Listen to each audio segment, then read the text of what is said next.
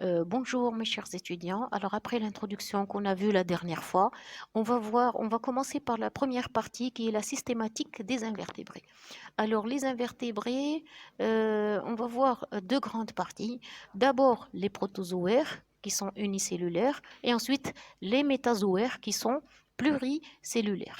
Alors, le sous-règne des protozoaires, parce que c'est un sous-règne, la définition, c'est que les protozoaires sont des organismes eucaryotes, unicellulaires, de taille microscopique et qui ont des affinités animales. Alors, un protozoaire est une cellule qui est totipotente. Totipotente, ça veut dire qu'elle assure toutes les fonctions. Alors, c'est une cellule unique. Parfois, elle contient plusieurs noyaux, mais elle remplit à elle seule toutes les fonctions vitales, c'est-à-dire qu'elle va assurer la nutrition, la respiration, l'excrétion, la locomotion, la régulation osmotique et la reproduction. Donc à elle seule, c'est comme une cellule, un individu métazoaire, si vous voulez, si on peut dire. Les protozoaires sont hétérotrophes par ingestion. Ils se nourrissent par endocytose grâce aux vacuoles nutritives. Ce sont des vacuoles digestives responsables de la digestion. Et il y a aussi des vacuoles d'excrétion qui vont servir de rein. Les protozoaires ont un mode de vie très varié. Ils sont soit libres, soit symbiotes, soit parasites. Symbiotes, ça veut dire qu'ils vivent en symbiose. Parasites, ça veut dire qu'ils font mal à un autre individu. Et nombreux sont les parasites responsables de nombreuses pathologies humaines et vétérinaires. Pourquoi? Parce qu'ils causent des dégâts chez l'homme et aussi aux animaux.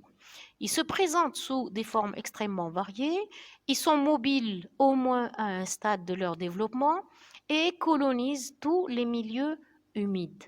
La classification des protozoaires est basée sur la nature de l'appareil locomoteur, c'est-à-dire la façon avec laquelle ils bougent. Donc, ils ont un appareil pour se déplacer, soit des cils, soit des flagelles, soit autre chose, soit des pseudopodes, et aussi sur les caractères du cycle de développement. On va voir la deuxième diapo. Alors, les protozoaires sont à la base de l'arbre phylogénétique. Juste, c'est l'état unicellulaire. Et après cet état unicellulaire, il y aura les cnidaires et les spongiaires. Ce sont des diploblastiques. Et ensuite, tous les autres groupes seront des triploblastiques, soit acélomates, soit pseudocélomates, soit célomates. Et ça, on va le voir au fur et à mesure que l'on fera le cours de phonistique. Alors, les protozoaires comptent plus de 30 000 espèces. Ce sont des cellules eucaryotes et la cellule est donc à elle seule un organisme, siège des différentes fonctions vitales. Et je reprends, ils sont divisés en grandes unités systématiques selon leur mode de locomotion et leur organisation cellulaire. Les protozoaires sont des organismes unicellulaires, c'est une seule cellule, et ne sont pas à proprement parler des animaux. On ne peut pas dire qu'un protozoaire est un animal. Ces organismes font partie d'un règne bien à eux, qui est propre aux protozoaires, qu'on appelle les protistes. Alors, l'apparente simplicité des protozoaires est trompeuse. Pourquoi? Parce qu'on a l'impression qu'un protozoaire est simple, juste parce que c'est juste une cellule, donc ce n'est pas important, il n'y a aucun danger, alors que non. Même si c'est une cellule, elle assure toutes les fonctions, donc elle réagit comme un individu métazoaire de grande taille, et aussi ils peuvent être très dangereux et sont parasites. En fait, la cellule unique des protozoaires est plus complexe que la cellule animale typique. Toutes les fonctions nécessaires à la vie animale sont remplies par cette cellule unique et c'est ce qui est extraordinaire. Ce sont les organelles de cette cellule, c'est-à-dire les organes qui la composent, qui remplissent le rôle des tissus et organes des animaux plus complexes. Alors, parmi les protozoaires que vous connaissez, il y a le genre Plasmodium qui est responsable du paludisme. Vous l'avez vu en S2.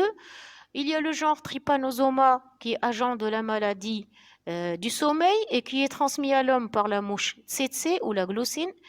Il y a le genre Trichomonas qui est responsable de MST, ce sont des maladies sexuellement transmissibles. Et il y a aussi la paramécie qui fait objet de plusieurs études en écologie, qui est libre, qui fréquente dans les milieux d'eau douce. Alors les protozoaires sont divisés en plusieurs embranchements, il y en a 7 en tout et pour tout, dont les 3 embranchements principaux que nous allons voir. Et on commence par le premier phylum qui est celui des Sarcomastigophora.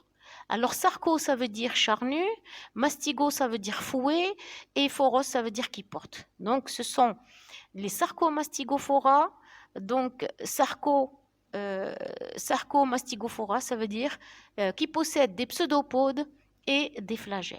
Et ensuite, on va les départager. On aura soit les Sarcodina, soit les Mastigophora. Les Sarcodina vont se déplacer grâce aux pseudopodes. Les Mastigophora vont se déplacer grâce aux flagelles.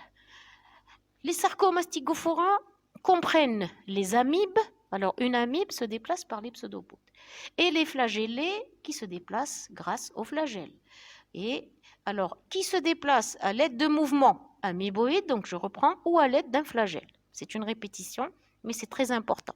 Alors, certaines amibes du sol sont couvertes d'une coquille, parce qu'il y a des amibes qui ne sont pas protégées, qui sont nues, et il y a d'autres qui sont couvertes d'une coquille qu'on appelle test, qu'on appelle coque, qu'on appelle tech, et qui permet de résister à la dessiccation. Alors, vous devez savoir aussi que les flagellés se multiplient par division binaire longitudinale. Alors, le premier sous-phylum est celui des Mastigophora. Les Mastigophora se déplacent uniquement par des flagelles parce qu'ils ne possèdent que des flagelles. Le flagelle, c'est un organite locomoteur qui tire au pouce le protozoaire. Donc, soit il va le tirer, soit il va le pousser.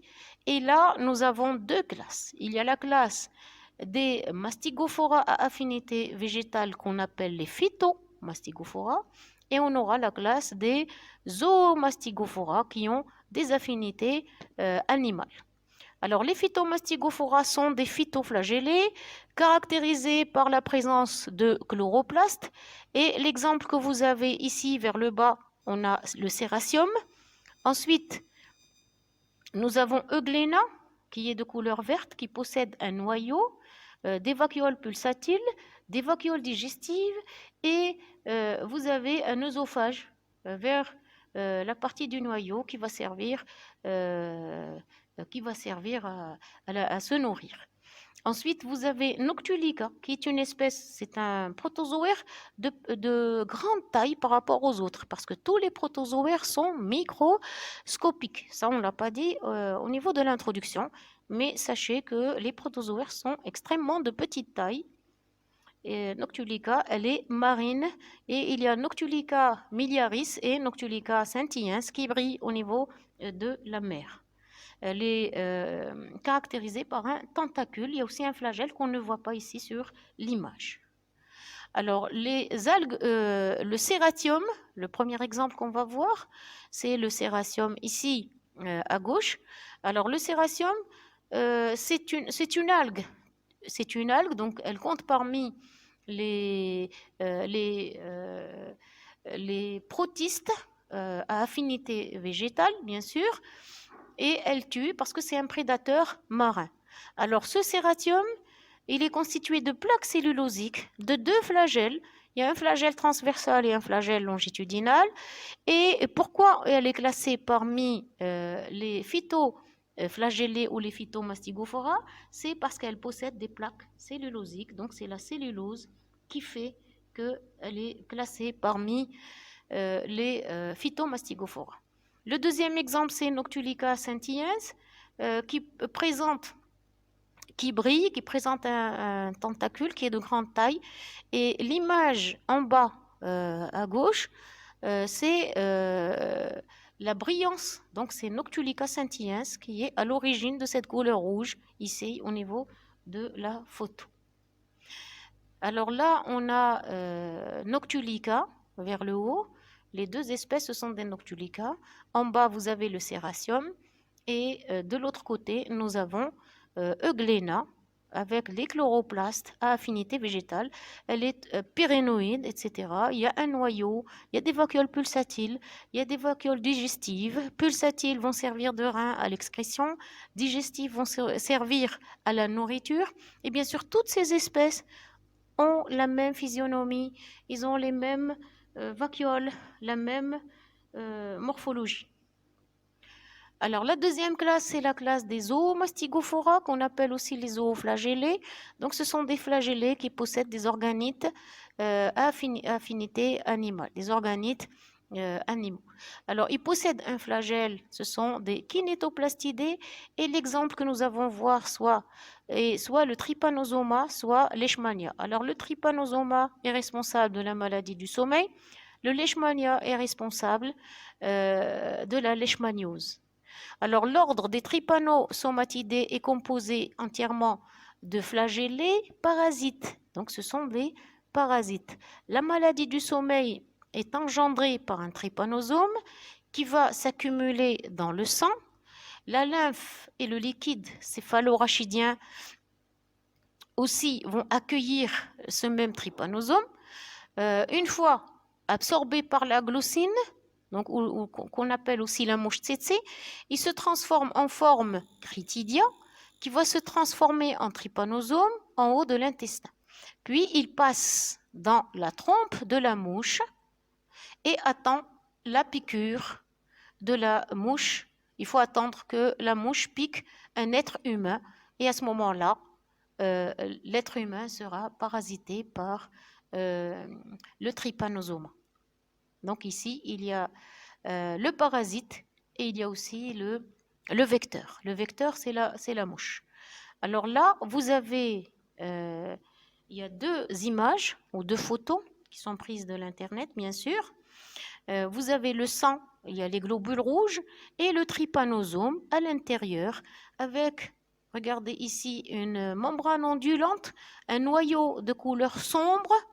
Et vous devez savoir que le trypanosome ne pénètre pas à l'intérieur du globule rouge, il reste à l'extérieur.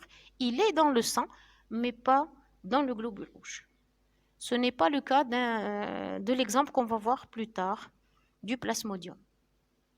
Alors voici le trypanosome avec le flagelle grâce auquel il se déplace, la membrane ondulante qui est caractéristique. Il y a un blépharoblaste ici et il y a un noyau. N'oubliez pas qu'il y a aussi les vacuoles pulsatiles, les vacuoles digestives. On arrive au deuxième sous-phylum. Après les Mastigophora, nous avons le sous-phylum des Sarcodina. Alors les Sarcodina vont se déplacer grâce aux pseudopodes. La superclasse, la première superclasse qui est celle des Rhizopoda ou des rhizopodes, tous les organismes se déplacent ou se nourrissent à l'aide de pseudopodes. Et certains possèdent une coque protectrice, bien un test ou bien une thèque. La première classe, c'est la classe des Lobosea qu'on appelle les amibiens. Ce sont les amibes. Alors parmi les amibes, il y a ceux qui sont libres, il y a ceux qui sont parasites. Donc on trouve les espèces libres comme l'amibe Proteus, Amoeba proteus, mais aussi des espèces parasites telles que Entamoebia qui vivent dans le gros intestin de l'homme et c'est un parasite qui est responsable de la diarrhée. Et la diarrhée, des fois, elle est aiguë. Hein, et des fois, elle est sanglante. Et si elle est sanglante, ça veut dire que c'est dangereux. Alors, les Gymnomoebia ont un corps nu. Et comme exemple, on a Amoeba proteus qui est libre. Alors, la deuxième sous-classe, c'est les Thecamoebiens ou bien les Testacellobosea. Ça veut dire que testa, ça veut dire possède un coq. Cellobosea, ça veut dire que les pseudopodes sont lobés. Pseudopodes lobés, tichbol, les doigts, comme les doigts. Alors, le corps est recouvert de thèque ou test ou coque. Et comme exemple, nous avons Arcella. Alors, le premier exemple, c'est la forme nue, c'est Amoeba proteus. Alors, ici, vous avez les lobopodes, ici, à gauche. Vous avez le noyau. On a la vacuole digestive et la vacuole pulsatile. Donc, voilà la légende. Le deuxième exemple, c'est Arcella. Arcella, elle possède un test. Alors, regardez le test de Arcella. Elle ressemble à une soucoupe volante. Arcella, généralement, possède un ou deux noyaux. Toujours, il y a les pseudopodes ici, parce qu'elle se déplace grâce aux pseudopodes qui sont lobés.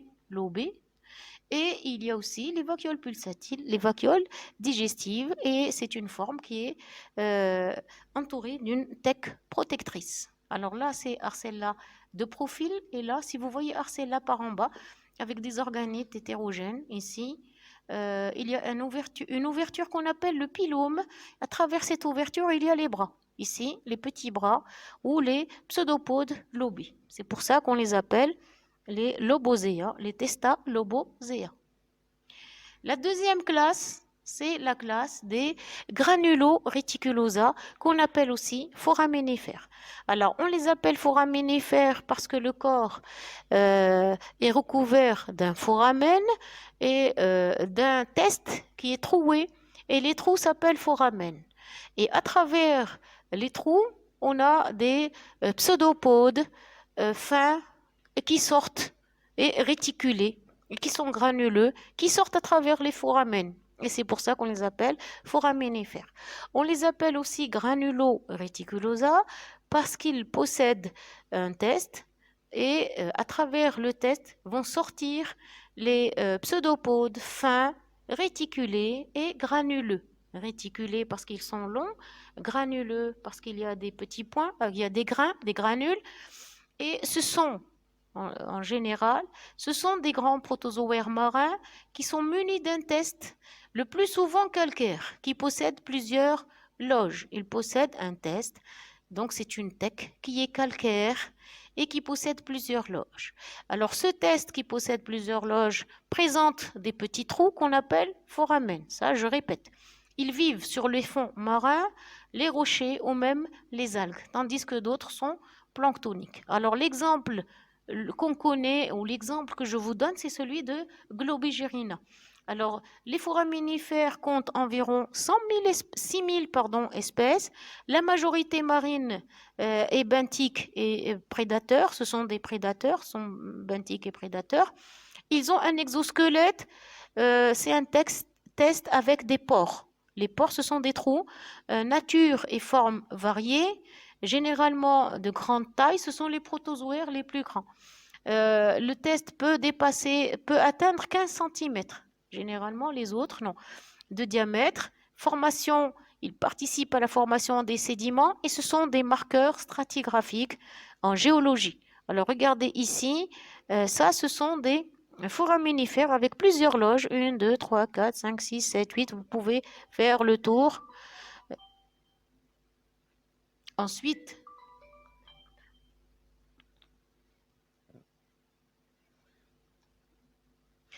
les foraminifères, dans la diapo suivante, vous avez les nombreux foramen qui sont les pores et qu'on appelle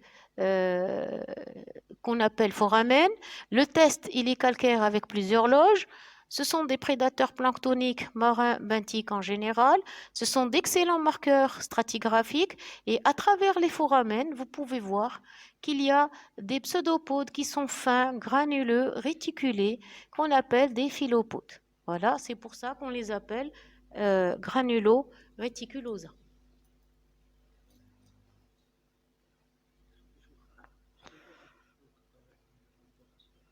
Alors ici, vous avez des foraminifères avec test pluriloculaire plus phylopode.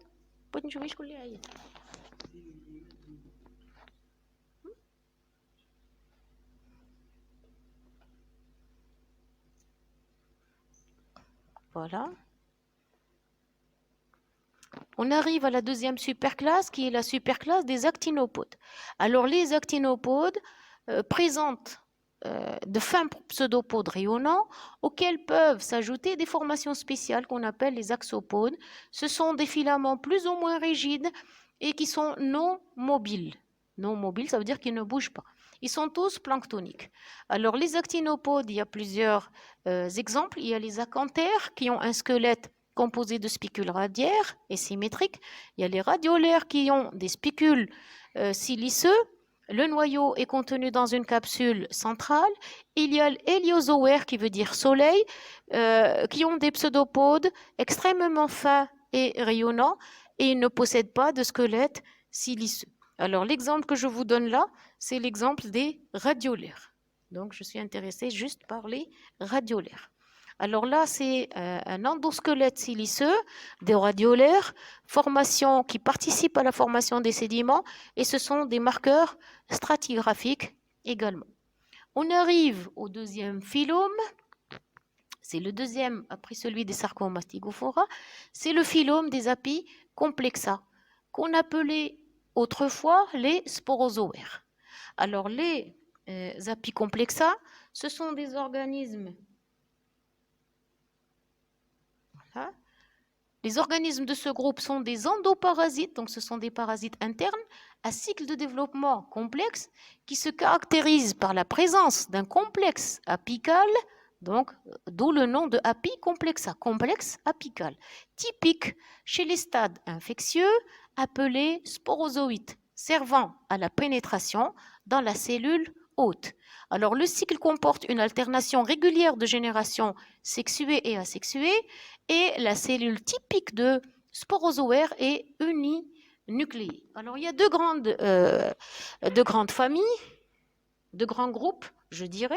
Il y a les grégarinomorphes, qui sont des parasites d'invertébrés uniquement. Généralement, ce sont soit des annélides, soit des arthropodes, et qui peuvent atteindre jusqu'à 10 mm de taille. Et comme exemple, on a Stylocephalus longicolis. Vous avez les coccidiomorphes, c'est le deuxième groupe, avec l'exemple de toxoplasma, qui provoque la maladie de la toxoplasmose, qui est transmise par le chat. Et on a le plasmodium, qui va provoquer la maladie de la malaria, et qui est provoqué, ou bien le paludisme, qui est provoqué par le plasmodium, mais le vecteur, c'est un moustique. Ce n'est plus la mouche, c'est un moustique. Alors, ce sont des parasites de vertébrés et aussi d'invertébrés. Le paludisme est provoqué par Plasmodium falciparum. Le sporozoïde s'accumule par division dans les globules rouges du sang sous forme de mésozoïtes. Alors là, chez le Plasmodium, le globule rouge, lorsqu'il est contaminé par le plasmodium, il va éclater. Ça veut dire que le plasmodium pénètre à l'intérieur du globule rouge. Ce n'est pas comme le cas du trypanosome. Les mésozoïtes sont libérés, se contaminent de nouveaux globules rouges. Donc à chaque fois que les hématies éclatent, les mérozoïtes vont aller parasiter d'autres globules rouges. Donc à chaque fois, on aura le parasitisme est très très fort. L'anophèle, c'est le moustique. Il va récupérer les parasites lors d'une piqûre. Donc il va piquer un individu qui est parasité. Donc il va prendre le sang. Il y a reproduction sexuée et formation de sporozoïdes chez le moustique qui vont atteindre les glandes salivaires du moustique, et ils seront injectés chez un nouvel individu après la piqûre. Et ça, le cycle du plasmodium, normalement, vous l'avez vu en S2. Alors, les apicomplexa, ce sont des parasites qui possèdent une combinaison caractéristique d'organelles appelées complexe apical. Et voilà le complexe apical ici, au niveau de ce schéma. Voilà. Alors là, c'est le noyau avec le nucléole, le réticulum endoplasmique, les mitochondries qui vont servir à la respiration, et vous avez ici le complexe apical, dont le nom d'apicomplexa. Ça, c'est le globule rouge qui est contaminé par le plasmodium. Alors, le cycle biologique de plasmodium qui est dû au moustique, donc le protozoaire apicomplexa qui est responsable de la malaria ou du paludisme. Alors, il y a deux phases. Il y a une phase qui se fait au niveau des globules rouges, donc c'est la phase érythrocytaire. Il y a une phase qui se fait exo-érythrocytaire, c'est-à-dire à l'extérieur du sang, qui se fait au niveau du foie. Alors, il y a une partie du cycle qui se passe chez l'homme et une autre partie qui se passe au niveau de l'insecte qui est le plasmodium. Donc voilà le cycle. Alors cette partie-là. Alors là, vous avez le sporoïde qui pénètre dans les cellules du foie, qui vont se multiplier, ensuite ils vont s'éclater, et ensuite le moustique qui va piquer, qui va prendre le plasmodium et qui va l'injecter ailleurs. Voilà. Qui vont passer dans le sang, et une fois qu'ils seront infestés, donc ils vont se multiplier et ainsi de suite. Donc avoir le cycle au niveau de S2. Alors ça, c'est un macrophage humain en microscopie optique avec le Plasmodium falciparum qui est en train de se multiplier. Et des fois, donc on a ici globule rouge avec un seul noyau, ensuite multiplication de noyaux, ensuite plusieurs noyaux à ce niveau-là, et ainsi de suite. On arrive au troisième phylum qui est celui des Ciliophora. Alors qui dit Ciliophora, ça veut dire que ce sont des ciliés. Ils vont se déplacer grâce aux cils. Ce sont des protozoaires les plus spécialisés et ceux qui ont la plus grande complexité structurelle. Ils sont caractérisés par la présence de nombreux cils, de membranes et de membranelles. Les membranes et membranelles, cils et cires se trouvent surtout, les cils et les cires se trouvent tout autour du corps, les membranes et membranelles au niveau de la bouche, du cytostome, etc. Ils ont des cires et des cils pour se déplacer. Alors, les Ciliophora, ce sont des ciliés. Ce sont des protozoaires qui sont recouverts de cils vibratiles. Ils possèdent généralement deux noyaux. C'est une caractéristique. Il y a un grand noyau qu'on appelle le macronucléus. Il y a un petit noyau qu'on appelle le micronucléus. Ils ont une reproduction qui se fait par conjugaison. Généralement, ils sont de grande taille. Ce sont des espèces qui sont abondantes dans les eaux stagnantes. Et parmi les ciliés, il existe aussi de nombreuses espèces parasites. Alors voici ici comme exemple la Paramecium caudatum. Avec en rouge en bas, vous avez le macronucléus. Le petit noyau, c'est le micronucléus. Il y a les vacuoles digestives qui sont au niveau du cytostome. Cette partie-là, c'est la bouche. Alors les petits points en blanc, ce sont les cils, parce que les cils se retrouvent tout autour du corps. Voilà. Et là, c'est une vacuole pulsatile. Alors là, vous avez plusieurs paramécies au niveau de ce montage. Alors, chez les organismes unicellulaires tels que les ciliés, les deux cellules parents sont impliquées dans le phénomène de conjugaison. Là, c'est la reproduction de deux ciliés qui s'accolent. C'est le phénomène de conjugaison. Alors, les deux parents s'accolent et échangent du matériel génétique. Alors ici, c'est Stylonychia qui est caractérisé par deux grands noyaux qu'on appelle deux macronucléi et deux petits noyaux qui sont des micronucléus. Donc ce sont deux micronucléi aussi. Alors l'ouverture, c'est le péristome. Hein? L'ouverture buccale, c'est le péristome. Vous avez aussi des cires. Il y a des cils qui sont très fines, des cires qui sont comme des cils mais qui sont très épais. On les appelle des cires. Il y a des cires caudaux. Dans la partie caudale, c'est pour marcher. Il y a des cires frontaux au niveau du front. Et là, c'est l'ouverture buccale. Regardez ici, ça c'est une vacuole pulsatile. Les autres vacuoles, il y a des vacuoles digestives. Hein? Là, c'est le cytopharynx. Alors ça, c'est Stylonychia.